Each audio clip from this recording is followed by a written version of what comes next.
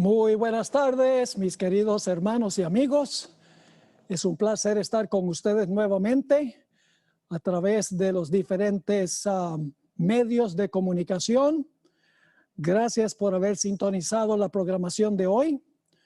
Hoy tenemos un estudio supremamente importante que básicamente es una continuación del tema de ayer.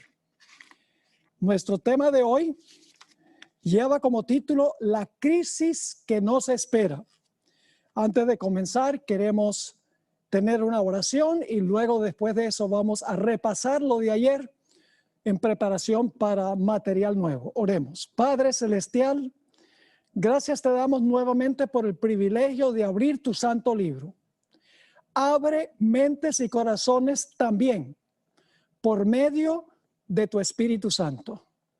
Quita cualquier obstáculo del corazón que pueda impedir que aceptemos tu mensaje. Gracias te damos por escuchar esta oración. Te lo imploramos en el nombre precioso de Cristo nuestro Salvador. Amén. Bien, vamos a repasar brevemente lo que estudiamos en el tema de ayer. Primero estudiamos 6 principios importantes que nos guían en nuestro estudio en el tema de hoy y el tema de ayer. En primer lugar, el estudio de Mateo 24 es supremamente importante. En segundo lugar, Mateo 24 tiene un doble cumplimiento. Se cumplen los eventos que llevan a la destrucción de Jerusalén y luego en los eventos que llevan a la destrucción final del mundo. En tercer lugar, hay que comparar los 3 evangelios que tienen este sermón de Jesús: Mateo, Marcos y Lucas, porque algunos evangelios tienen detalles que no tienen otros. Punto número 4 es que este sermón lo predicó Jesús especialmente para bien de los que profesan seguirle, no para los mundanos, sino para sus profesos seguidores, para que no sean engañados ni se rindan ante la persecución. En quinto lugar, los eventos de Mateo 24 están en orden cronológico. Es decir, empieza en el versículo 5 y los eventos ocurren exactamente en el orden en que van a ocurrir al final de la historia.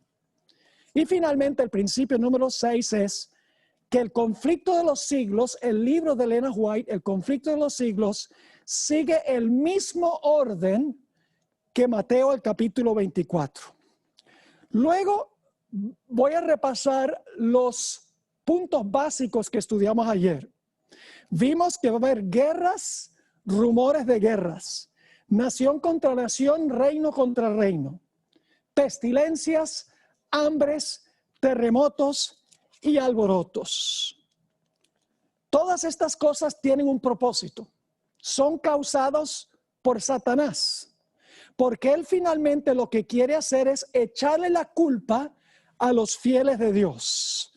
Y eso lo encontramos en Mateo 24 y el versículo 9.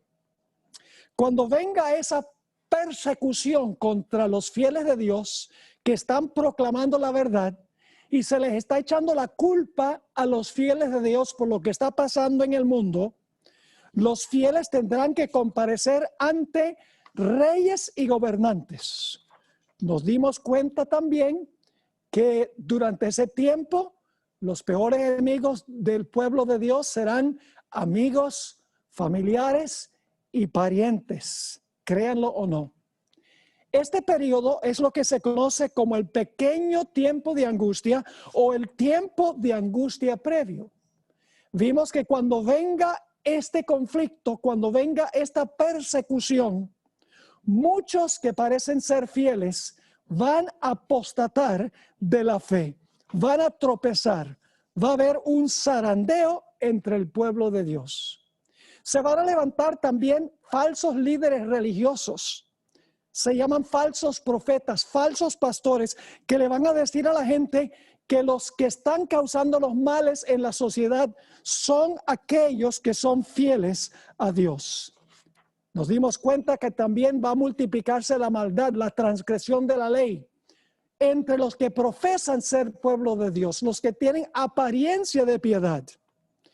Y nos dimos cuenta, sin embargo, que a pesar de la mundanalidad, a pesar de la persecución, a pesar de las falsas enseñanzas, va a haber un grupo que va a perseverar hasta el fin y ese grupo será salvo. Y luego terminamos ayer en Mateo 24:14, donde habla de la proclamación del evangelio a todo el mundo. Y entonces vendrá el fin. Y esto está hablando del mensaje del primer ángel que va a toda nación, tribu, lengua y pueblo, llevando el evangelio. Y luego después de eso se ve a Cristo viniendo en una nube en Apocalipsis, el capítulo 14 y el versículo 15. Así que vamos ahora a entrar en terreno nuevo, en terreno especial que vamos a estudiar el día de hoy. Vamos a Mateo, el capítulo 24 y el versículo 15 y 16. Todo lo que hemos dicho ocurre mientras que la puerta de la oportunidad está abierta. Es decir, la puerta de la gracia no se ha cerrado todavía en todos los eventos que yo he repasado el día de hoy y que trazamos el día de ayer. Pero ahora llegamos a la gran prueba final. Se conoce como la abominación asoladora. Vamos a leer Mateo 24, 15 y 16. Por tanto, cuando veáis, dice Jesús, en el lugar santo, la abominación asoladora, de la cual habló el profeta Daniel, el que lee entienda, entonces los que estén en Judea huyan. Es decir, cuando vean la abominación desoladora o asoladora, es el tiempo de huir. Ahora, Lucas lo expresa de una forma distinta. Lucas 21 y el versículo 20 y 21 nos dice, pero cuando viereis a Jerusalén rodeada de ejércitos, sabed entonces que su destrucción ha llegado. Es decir, la abominación asoladora tiene que ver con los ejércitos, las legiones romanas que circundaron la ciudad de Jerusalén. Así que dice, pero cuando viereis a Jerusalén rodeada de ejércitos, sabed entonces que su destrucción ha llegado. Entonces los que estén en Judea, aquí está lo mismo que leímos en Mateo 24, huyan a los montes, y los que estén en medio de ella, váyanse, y los que estén en los campos, no entren en ella. Ahora, ¿qué fue esa abominación asoladora? ¿Qué tenían los ejércitos romanos que era la señal para los cristianos, los fieles que estaban en la ciudad? Elena White, en El conflicto de los siglos, página 25, explicó un poco más lo que fue la señal. No solamente fue que la ciudad fue circundada por los ejércitos o las legiones romanas. Hubo algo más. Dice en El conflicto de los siglos, página 25, tan pronto como los estandartes idólatras, no solo son los ejércitos, los estandartes idólatras del ejército romano fuesen clavados en el suelo sagrado, que se extendía varios estadios más allá de los muros, los creyentes en Cristo debían huir a un lugar seguro. Al ver la señal preventiva, todos los que quisieran escapar debían hacerlo sin tardar. Es decir, la señal era cuando los soldados romanos tomaban sus estandartes y los clavaban en el suelo. Ahora necesitamos saber algo sobre los estandartes romanos. Los estandartes de los romanos tenían un águila con las alas extendidas, con la cara del águila mirando hacia la derecha. En las garras, el águila tenía flechas y alrededor del águila se encontraba una guirnalda circular dorada que representaba al dios Sol Mitra.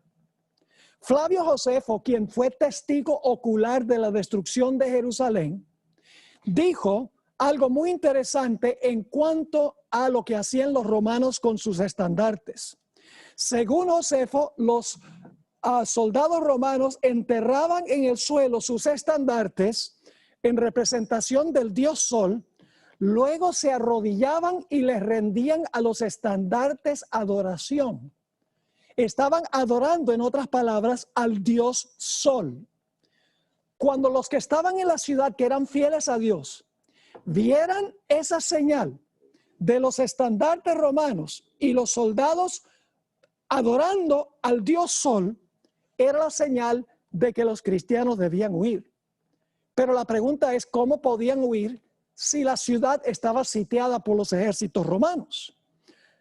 En el Conflicto de los Siglos, página 29, encontramos la explicación y luego les voy a leer una cita de Josefo donde él dijo lo mismo. Dice así: después que los soldados romanos, al mando del general Cestio Galo, esto en el año 66, hubieron rodeado la ciudad, abandonaron de pronto el sitio de una manera inesperada. Y eso, cuando todo parecía favorecer un asalto inmediato. Perdida ya la esperanza de poder resistir el ataque, los sitiados estaban a punto de rendirse, es decir, los que estaban en la ciudad estaban a punto de rendirse. Cuando el general romano retiró sus fuerzas sin motivo aparente para ello. Es decir, Cestio Galo con las legiones romanas se fue, cuando todo parecía que la ciudad iba a caer. Flavio Josefo escribió lo siguiente: sin haber recibido desgracia alguna y sin ninguna causa en absoluto, Cestio se retiró de la ciudad. Cuando Cestio se retiró, los judíos infieles que estaban en la ciudad dijeron: ve, los profetas nuestros tenían razón. Mire, Dios está asustando las legiones romanas, están huyendo. Y los judíos apóstatas dentro de la ciudad se fueron tras las legiones romanas y las legiones romanas sufrieron muchas bajas. Pero mientras Cestio Galo se iba con las legiones romanas, los fieles cristianos que habían visto la señal huyeron de la ciudad y no murió ni un solo cristiano en la destrucción de la ciudad de Jerusalén, porque habían visto la señal. Los estandartes, como los soldados romanos se habían inclinado para adorar al Dios Sol representado en el estandarte y huyeron. Ahora, ¿qué tiene esto que ver con la segunda aplicación en el tiempo del fin? Ahora vamos a ver cómo se aplica esto al final de la historia, porque vimos que Mateo 24 tiene una doble aplicación. Yo tengo aquí en mi bolsillo un billete de $1. Voy a hablarles por unos momentos sobre el billete de $1, especialmente la parte de atrás del billete, donde dice one, palabra uno en letra bien grande. Encontramos dos círculos en la parte de atrás del billete. Estos dos círculos son los dos lados del gran sello oficial de los Estados Unidos. Todas las proclamaciones presidenciales, legislativas y judiciales tienen que llevar este sello para que sean auténticos y para que sean ley. Van a encontrar en el primer lado de este sello, que está en el billete de $1, dicho sea de paso, este sello fue adoptado en 1782, solo 6 años después de la Declaración de Independencia en 1776.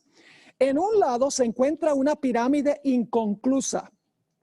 Encima de la pirámide está un ojo, se conoce como el ojo de la providencia, y saliendo del ojo se ven los rayos del sol. Se encuentra también al pie de esa pirámide el año 1776 en números romanos, muy significativo. Además de eso aparecen 2 inscripciones en latín, el idioma oficial del Imperio Romano. Arriba está la expresión annuit coeptis, que significa él ha favorecido nuestra empresa. Abajo se encuentra la inscripción Novus Ordo Seclorum, que significa nuevo orden mundial. Y ustedes pensaban que el nuevo orden mundial es una cosa más reciente. No, va a la misma raíz y la fundación de los Estados Unidos. Eso es en un lado. Ahora, ¿qué tal en el otro lado? El otro círculo tiene un águila con las alas extendidas, mirando hacia la derecha, con garras, con flechas en sus garras. Encima de esa águila está el sol irrumpiendo a través de las nubes.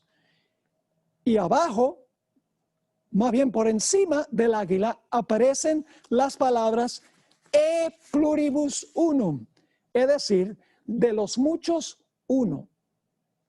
Mis queridos hermanos y amigos, los historiadores documentan que los Estados Unidos obtuvo su sello oficial directamente del Imperio Romano, lo que estaba en el estandarte de los romanos.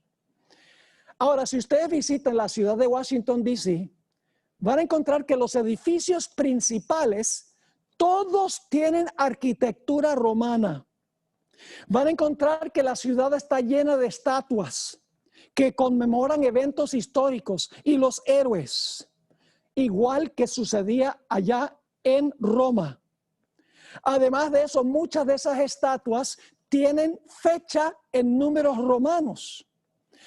A principios de los Estados Unidos, los ejércitos no se llamaban ejércitos, se llamaban legiones. Y todos sabemos que la Cámara Alta del Congreso se llama Senado y los que sirven allí se llaman senadores. ¿De dónde creen ustedes que viene todo eso? Viene del Imperio Romano Antiguo.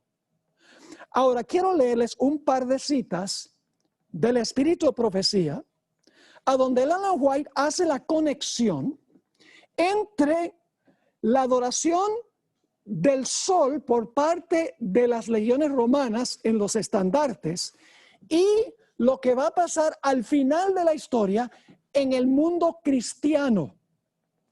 Leo primero de Testimonios para la Iglesia, tomo 5, página 426 y 427. Dice así, noten la comparación.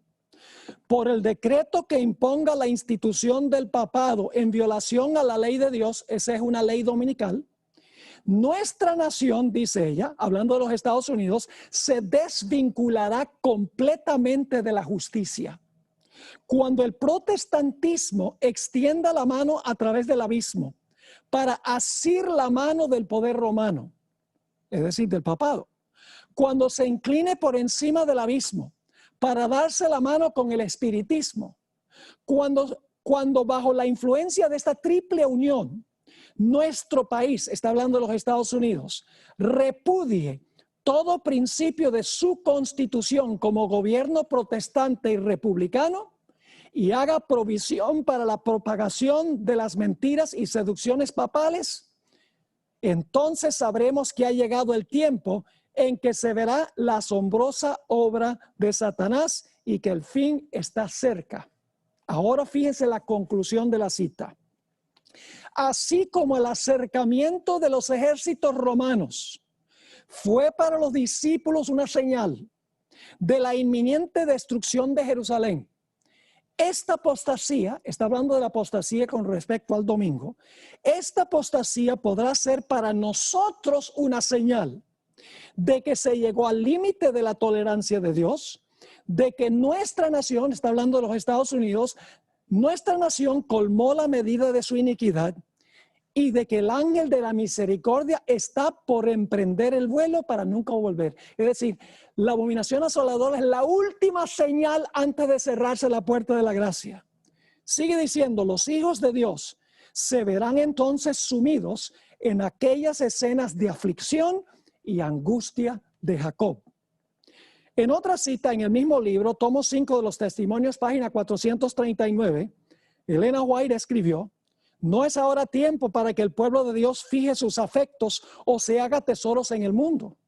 No está lejano el tiempo en que, como los primeros discípulos, seremos obligados a buscar refugio en lugares desolados y solitarios. Ahora fíjense la comparación. Así como el sitio de Jerusalén por los ejércitos romanos fue la señal para que huyesen los cristianos de Judea, Asimismo, la asunción de poder por parte de nuestra nación, es decir, los Estados Unidos, con el decreto que imponga el día de descanso papal, será para nosotros una amonestación. Y luego viene la huida. Entonces será tiempo de abandonar las grandes ciudades y prepararnos para abandonar las menores en busca de hogares retraídos en lugares apartados entre las montañas. Todavía no se ha levantado en los Estados Unidos esta señal, pero la pandemia ha llevado a ministros protestantes y a sacerdotes católicos a abogar por una ley dominical para darle un descanso al medio ambiente y resolver el problema del cambio climático, para darle descanso a la familia, a los pobres y a los trabajadores. Tengo montones de artículos escritos en revistas y también escritos en libros donde están abogando por un día de descanso para bien del medio ambiente, la familia, los pobres y los trabajadores. Inclusive, el Papa Francisco ha abogado en favor de una ley dominical también por estas causas. Un ministro protestante, les doy un ejemplo, predicó un sermón titulado ¿Por qué Dios nos quitó el domingo? Porque aquí las iglesias no se pueden reunir por el asunto de la pandemia. Es decir, este pastor dice, Dios nos quitó el domingo, el derecho de ir a la iglesia el domingo, porque nosotros no hemos estado guardando el domingo como debe ser. Pero mis queridos amigos, la Biblia nos dice que las cosas van a ir de mal en peor. Eso lo estudiamos ayer.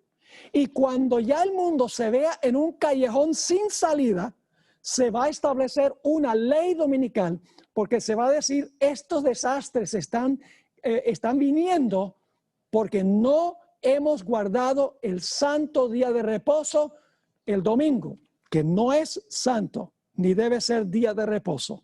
Es el primer día de la semana, un día de trabajo según la Biblia. Ahora, déjeme explicar. Hay miles de personas en todas las iglesias que aman al Señor y les sirven de todo corazón, que desconocen lo que yo estoy presentando acá.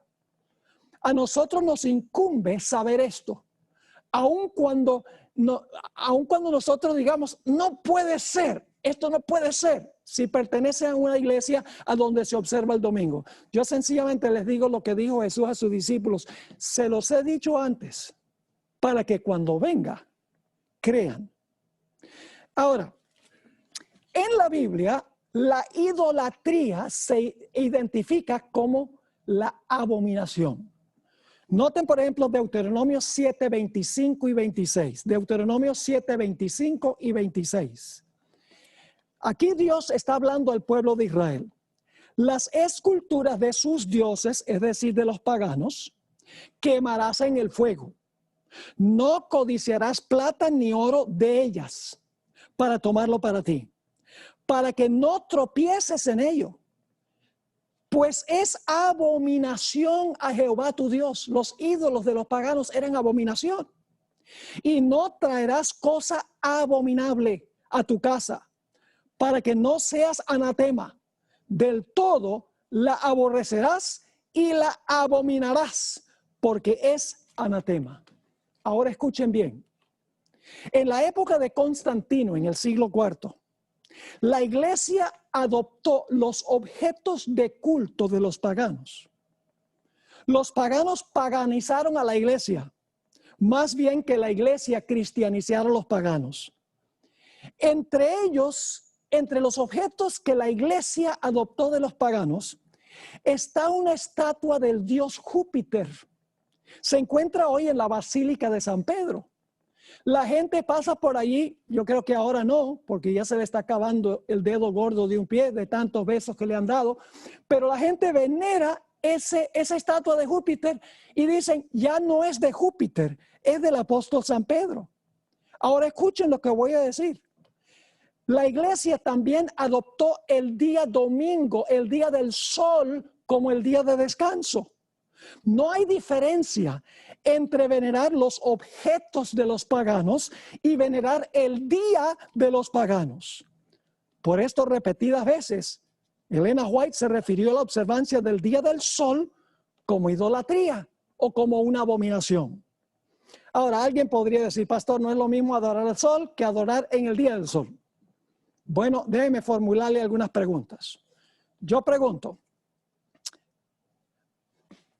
¿por qué hizo Dios el sol? Yo pregunto, ¿el sol es un objeto de culto? No, el sol es un objeto secular. Ahora, ¿qué pasa si nosotros convertimos al sol en un objeto de culto? Eso se llama ¿qué? Idolatría. Ahora yo pregunto, ¿quién hizo el domingo? Dios hizo el domingo. ¿Lo hizo para la adoración? No. ¿Qué pasa si nosotros lo convertimos en un día de adoración si Dios no lo hizo un día de adoración? Es idolatría. No importa que nosotros veneremos a un objeto como el sol, como objeto de adoración, o un día que Dios no estableció para la adoración. El principio es el mismo, es idolatría. Permítame leerles algunas citas del Espíritu de Profecía donde la hermana White dice que la observancia del día del sol, que llamamos domingo, es idolatría. En Testimonios para la Iglesia, página 170, ella escribió, se requerirá gran cuidado y sabiduría en la presentación de la verdad del sábado. Se necesitará una gran medida de la gracia y el poder de Dios para derribar el ídolo que se ha erigido en forma de un falso sábado. Es decir, el domingo es un ídolo que se ha erigido en la forma de un falso sábado. Aquí hay otra cita. Satanás ha llevado cautivo al mundo. Ha introducido un sábado ídolo, dándole aparentemente gran importancia. Ha robado la lealtad del mundo cristiano, del sábado del Señor a este sábado ídolo.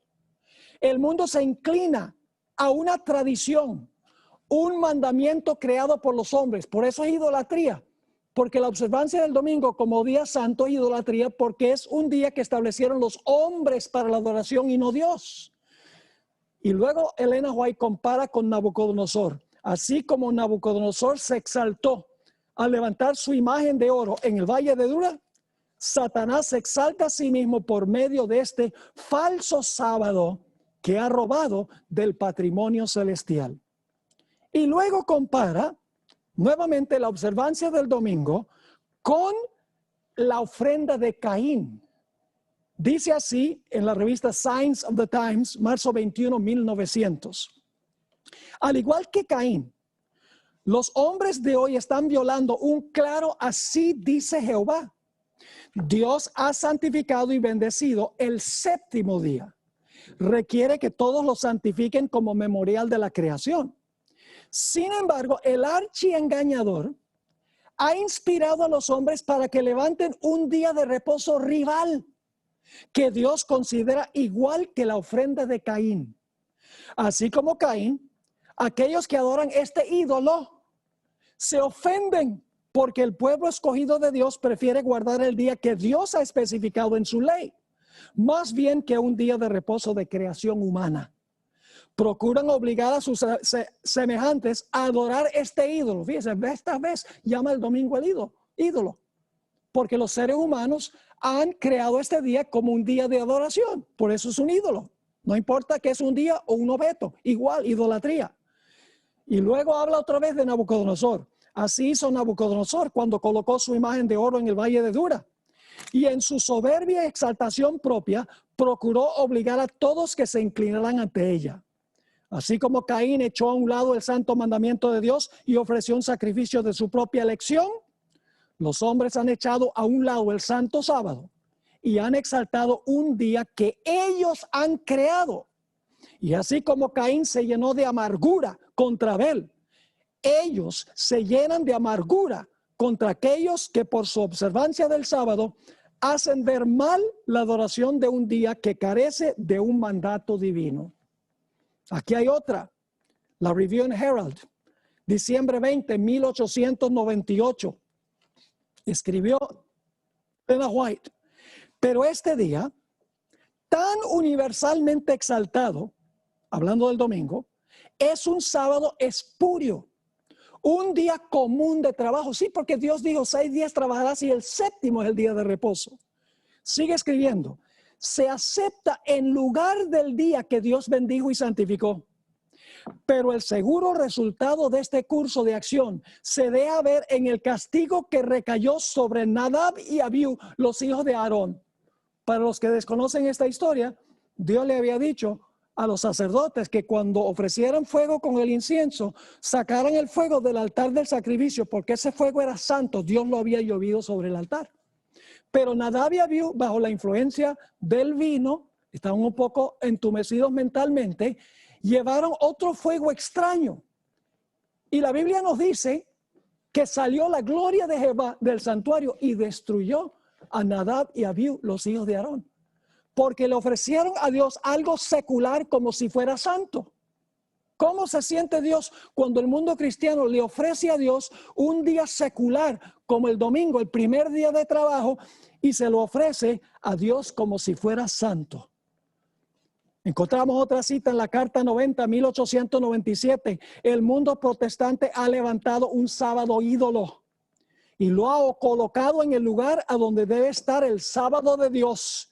Y así están andando en los pasos del papado.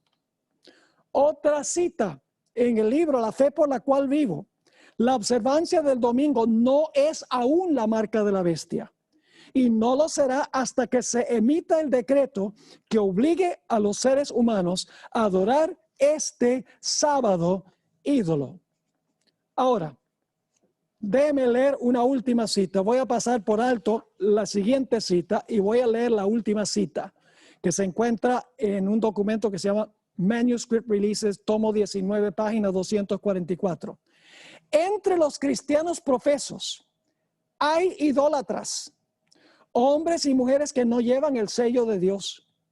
Muchos han subvertido a la fe cristiana, convirtiéndola en idolatría, porque le dan a una institución de creación humana la gloria y el honor que Dios requiere para su día de sábado y obligando a otros a adorar este ídolo. Dios visitará a los tales con juicios retributivos que derramará sin mezcla de misericordia sobre los inconversos que aborrecen la ley de Dios. Mis hermanos y hermanas, Dios ha dado una señal de que Él es el verdadero Dios, el Dios que nos santifica. Ezequiel el capítulo 20 y el versículo 12 y el versículo 20 nos dice cuál es la señal de Dios, de que Él es el verdadero Dios. Dice en el versículo 12, aquí está hablando Dios: les di también mis sábados para que fuesen por señal entre mí y ellos, para que supiesen que yo soy Jehová que los santifico. Y el versículo 20, y santificad mis sábados, no el sábado de los judíos. Dios dice, santificad mis sábados y sean otra vez por señal entre mí y vosotros, para que sepáis que yo soy Jehová, vuestro Dios. Ahora escuchen bien. Si la marca o la señal del verdadero Dios es el sábado, el séptimo día, entonces la marca o la señal de la bestia tiene que ser otro día rival. Tiene que ser otro día de la semana creado por los hombres como día de adoración. Ahora, permítame mencionar algo que no lo digo con la intención de ofender a nadie. Indudablemente hay personas que son católicas y protestantes que están observando esta presentación. No estoy criticándole a usted personalmente. Estamos hablando de posiciones que tienen iglesias y los líderes religiosos en esas iglesias. ¿De dónde vino la observancia del domingo?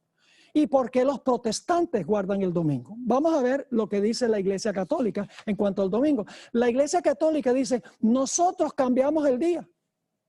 Inclusive dice, no hay autoridad bíblica para hacerlo, pero la Iglesia lo hizo. Voy a leerles algunas citas ahora de autores católicos. Noten la primera cita. Estos son líderes de la Iglesia Católica. Fue por la autoridad de Jesucristo que la Iglesia Católica transfirió este reposo al domingo para conmemorar la resurrección de nuestro Señor. Ahora escuchen bien. De modo que cuando los protestantes guardan el domingo, aun cuando no quieran admitirlo, le están rindiendo homenaje a la autoridad de la Iglesia Católica. Es decir, los protestantes no guardan el domingo porque la Biblia dice guarda el domingo. Lo están guardando porque la Iglesia romana introdujo el domingo. Por más de 1000 años la Iglesia guardó el domingo. Los protestantes no pudieron zafarse de la observancia del domingo. Aquí está otra cita. Una palabra en cuanto al domingo. Esta cita viene de un libro que se llama El Catecismo Sencillamente Explicado. Una palabra en cuanto al domingo. Dios dijo, acuérdate de santificar el día sábado. El día de reposo era el sábado, no el domingo, dice este escritor católico. ¿Por qué entonces santificamos el domingo en vez del sábado? Ahora escuchen la respuesta. La Iglesia alteró la observancia del sábado a la observancia del domingo.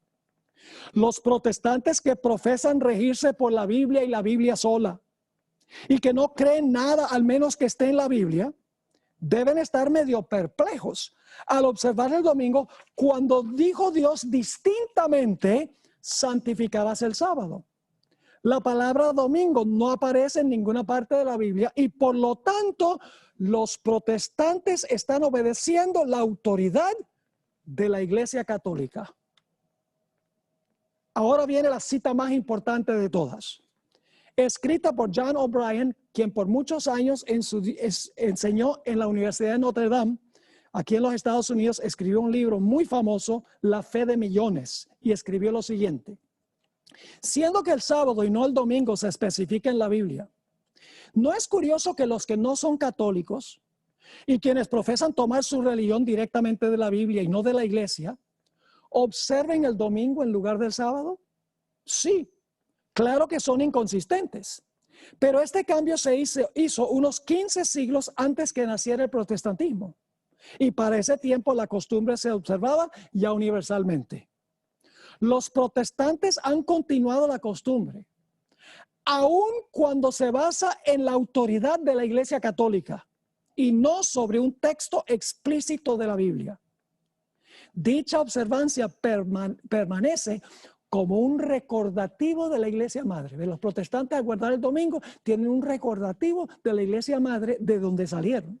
Así que dice, dicha observancia permanece como un recordativo de la Iglesia Madre, de donde se separaron las sectas no católicas. Es como un niño que se fuga de casa, pero aún lleva consigo en el bolsillo una foto de su madre o una trenza de su cabello. Y por eso la Biblia dice que las sectas protestantes volverán a la madre antes que lleguemos al final de la historia. Una cita más. Esta es extraordinaria. La Santa Iglesia Católica fue la que cambió el día de reposo del sábado al domingo, primer día de la semana. Y no solo obligó a todos a guardar el domingo, sino que urgió a todos a que trabajaran el séptimo día a riesgo de un anatema. Los protestantes profesan reverenciar la Biblia, más sin embargo, por su acto solemne de guardar el domingo, reconocen el poder de la Iglesia Católica. La Biblia dice, acuérdate del sábado para santificarlo. Pero la Iglesia Católica dice, no, guarda el primer día de la semana.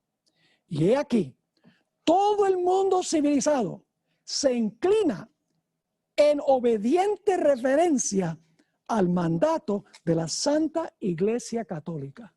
Citas muy disidentes. Ahora, el sábado y el domingo son dos días opuestos. El sábado es el séptimo y el domingo es el primero. Una gran separación entre los dos. Dicho sea de paso, saben ustedes que generalmente la falsificación de algo viene después de lo genuino, en tiempo. Y ustedes dicen, ¿qué tiene eso que ver con lo que estamos hablando? Les explico. ¿Cuál fue el día que estableció Dios originalmente antes del pecado como día de reposo? En Génesis el capítulo 2 dice que Dios santificó y bendijo el sábado. Yo pregunto, ¿creen ustedes que más adelante en la historia Satanás va a implementar un día rival a ese? ¿Cómo no? Y fíjense que la falsificación viene generalmente en el tiempo después de lo genuino. Les doy un ejemplo. Supongamos que hay un billete, hay un billete que hacen los falsificados, que hace el gobierno, un billete de $5, digamos. ¿Qué hacen los falsificadores? Bueno, los falsificadores, ellos hacen un billete muy parecido de $5 para tratar de engañar a la gente para que crean que es genuino. El falso viene después del genuino. Pero no sucede que los falsificadores dicen, hagamos un billete falso de $1,000 y que el gobierno diga, hagamos uno genuino. No, porque la falsificación viene después de lo genuino. Y la Biblia dice que el día original de Dios es el santo sábado. El conflicto final es más profundo que un conflicto sobre días. En realidad, es una prueba de qué autoridad una persona acepta. Si yo guardo el sábado, estoy confesando que obedezco la autoridad de Dios, quien estableció el sábado. Si observo el domingo, estoy diciendo que acepto la autoridad del sistema que dice haber establecido el domingo como día de reposo. Detrás de los días está, ¿cuál autoridad acepto yo?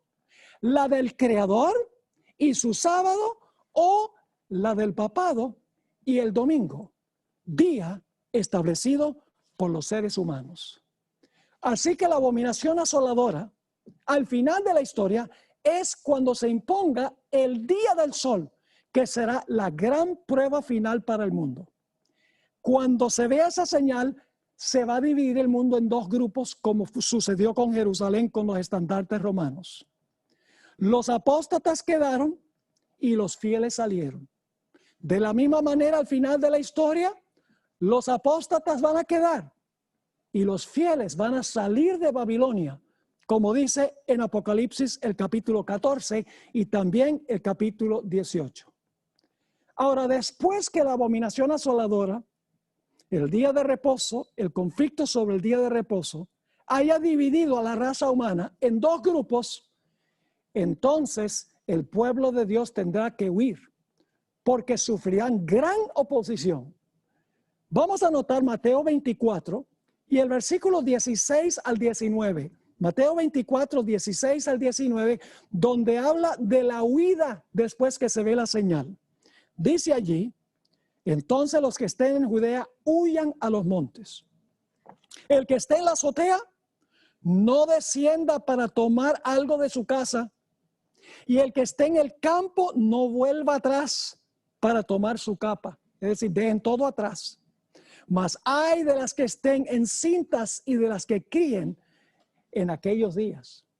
Porque va a ser muy difícil. Dificilísimo si una mujer está embarazada y tiene que huir, o si está criando niños pequeños y tiene que huir también.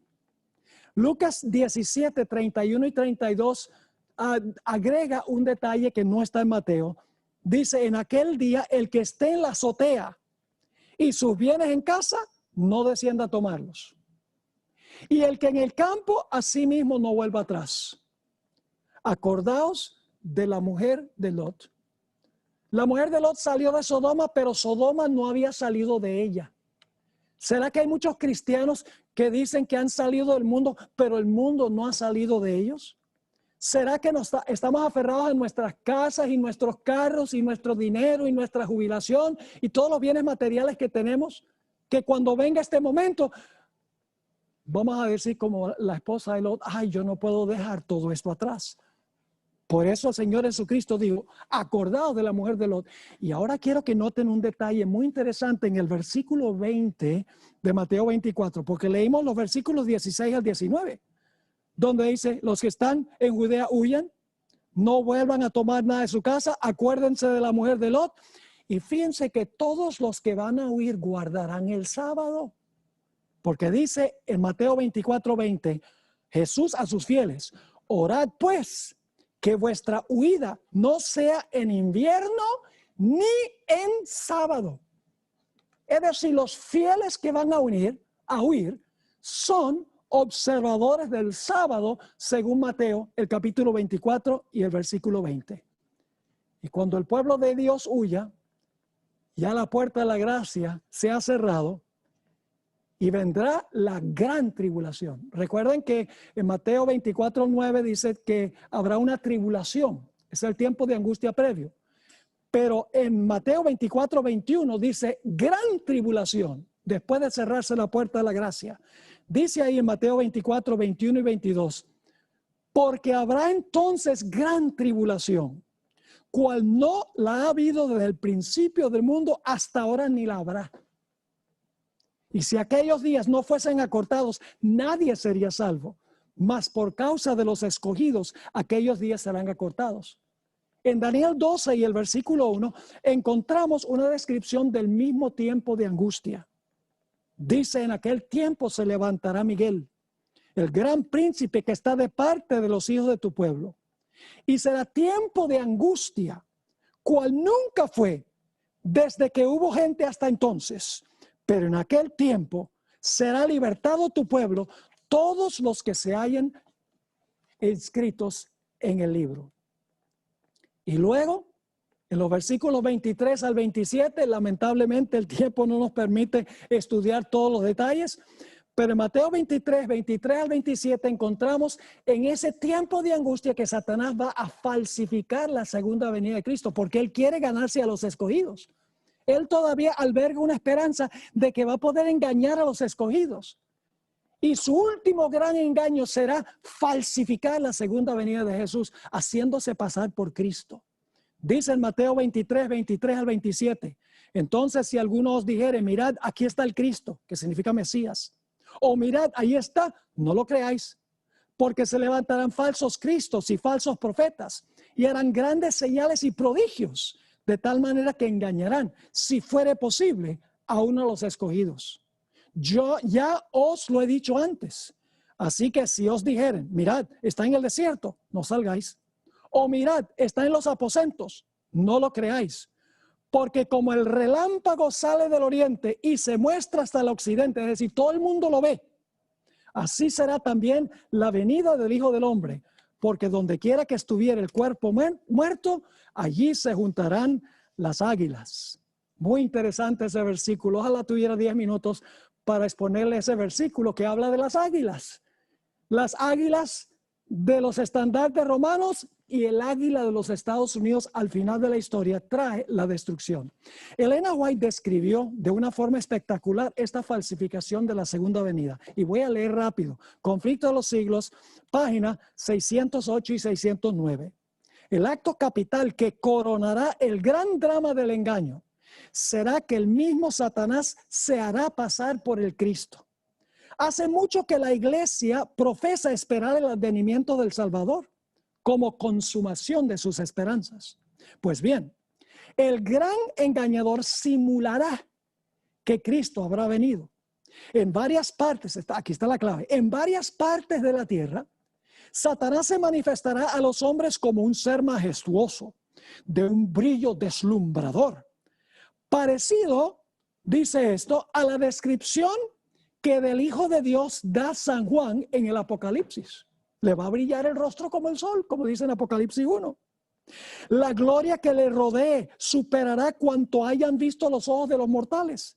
El grito de triunfo repercutirá por los aires. Cristo ha venido, Cristo ha venido.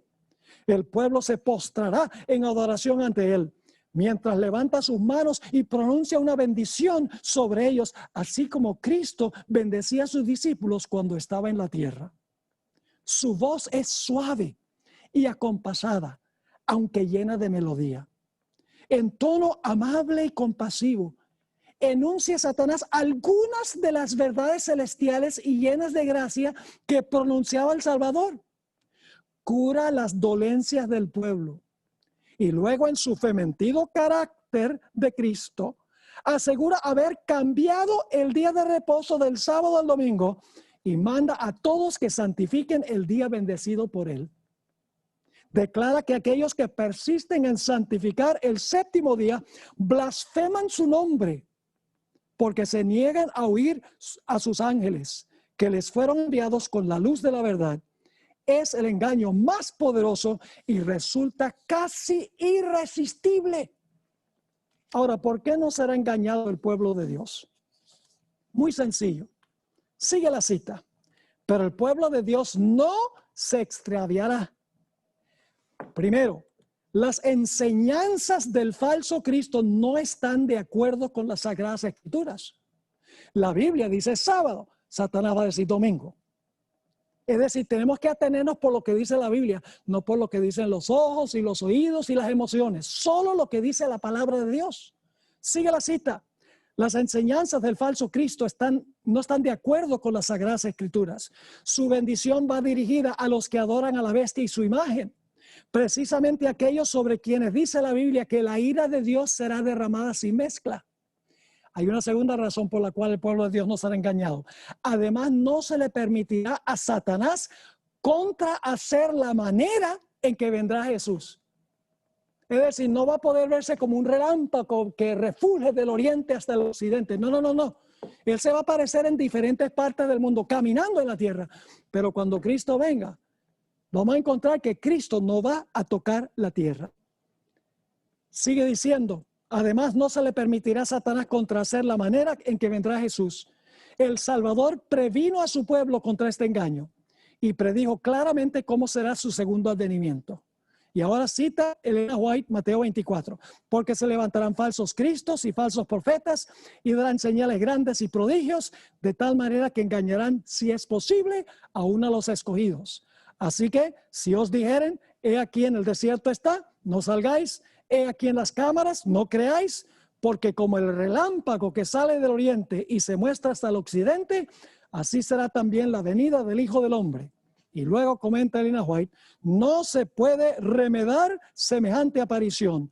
Todos la conocerán y el mundo entero la presenciará. Y luego habrá señales en los cielos, en el sol, la luna y las estrellas, anunciando que Cristo está comenzando su segunda venida.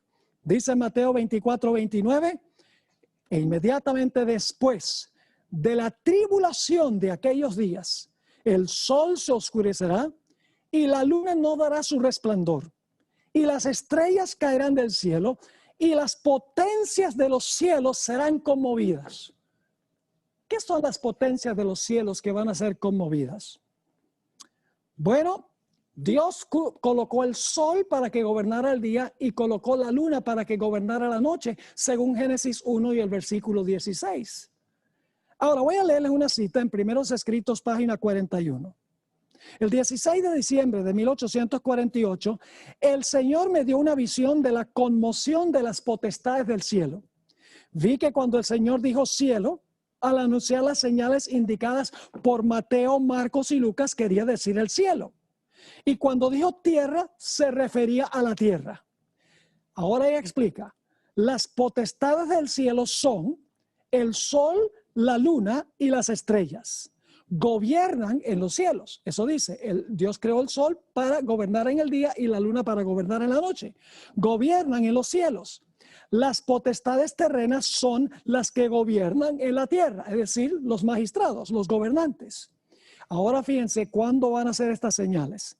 Las potestades del cielo se conmoverán a la voz de Dios. Es decir, el sol, la luna y las estrellas se van a conmover cuando Dios deje oír su voz, cuando Cristo está comenzando su segunda venida. Entonces el sol, la luna y las estrellas se moverán de sus lugares. No dejarán de existir, sino que serán sacudidos por la voz de Dios. Y entonces se verá la señal del Hijo del Hombre en el cielo. Dice en el versículo 30 de Mateo 24, entonces aparecerá la señal del Hijo del Hombre en el cielo. Y entonces lamentarán todas las tribus de la tierra. Pueden leer una ampliación de esto en Apocalipsis 6, 14 al 16. Así que dice, entonces aparecerá la señal del Hijo del Hombre en el cielo. Y entonces lamentarán todas las tribus de la tierra y verán al Hijo del Hombre viniendo sobre las nubes del cielo con poder y gran gloria. Elena White en El Conflicto de los Siglos, página 624, describió esta señal del Hijo del Hombre. Dice allí, pronto aparece en el oriente una pequeña nube negra, de un tamaño como la mitad de la palma de la mano. Es la nube que envuelve al Salvador y que a la distancia parece rodeada de oscuridad. El pueblo de Dios sabe que es la señal del Hijo del Hombre. En silencio solemne la contemplan mientras va acercándose a la tierra, volviéndose más luminosa y más gloriosa hasta convertirse en una gran nube blanca, cuya base es como fuego consumidor y sobre ella el arco iris del pacto. Jesús marcha al frente como un gran conquistador. Así que empieza una nubecilla pequeña en el cielo, en el oriente, que se va acercando y se torna una nube blanca, que en realidad son los ángeles que acompañan a Jesús. Y luego Jesús va a mandar a los ángeles para que recojan a los fieles. Para, en primer lugar, la resurrección de los justos, para unirse con los santos que están vivos, para luego entonces ser arrebatados en las nubes al cielo. Dice en Mateo 24:31. Y enviará a sus ángeles. Noten que Jesús no llega a la tierra a buscar a sus escogidos. No, no. Él va a estar en el cielo. Dice, enviará a sus ángeles con gran voz de trompeta y juntarán a sus escogidos de los cuatro vientos, es decir, de los cuatro ángulos de la tierra, de todo el globo, desde un extremo del cielo hasta el otro. Primero de Tesalonicenses 4:15 al 17 describe este momento glorioso, el clímax de Mateo 24. Dice allí, por lo cual os decimos esto en palabra del Señor, que nosotros que vivimos, que habremos quedado hasta la venida del Señor, no precederemos a los que durmieron. Porque el Señor mismo con voz de mando, con voz de arcángel y con trompeta de Dios descenderá del cielo. Y los muertos en Cristo resucitarán primero. Luego nosotros los que vivimos, los que hayamos quedado, es decir, va a haber dos grupos, los que mueren y van a resucitar y los que están vivos hasta que Jesús venga.